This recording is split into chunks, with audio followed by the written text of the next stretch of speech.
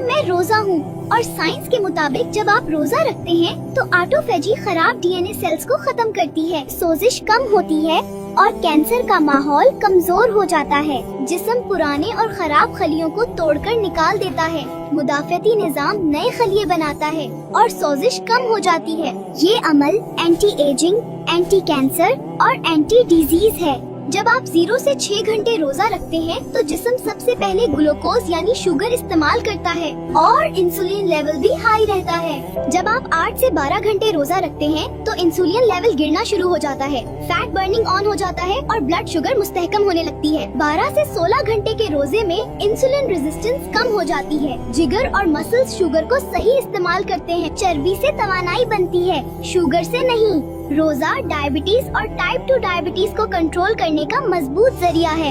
High blood pressure में रोजा रखने से इंसुलिन कम होता है, नमक की मिकदार कम जमा होती है और खून की नालियां रिलैक्स हो जाती हैं। इसीलिए रोजे से नसों का प्रेशर कम होता है और ब्लड प्रेशर कुदरती तरीके से कंट्रोल हो जाता है। मोटापे और पेट की चर्बी के लिए रोजा इंसुलिन को कम करता है, चर्बी जलने लगती है और हार्मोन्स का तवाजुन बेहतर हो जाता है। पेट की चर्बी कम हो जाए तो ब्लड प्रेशर, शुगर और दिल सब कंट्रोल में आ जाते हैं। दिल की बीमारी में रोजा रखने से खराब कोलेस्ट्रॉल कम होता है, अच्छा कोलेस्ट्रॉल बढ़ता है और खून जमने का खतरा कम हो जाता है।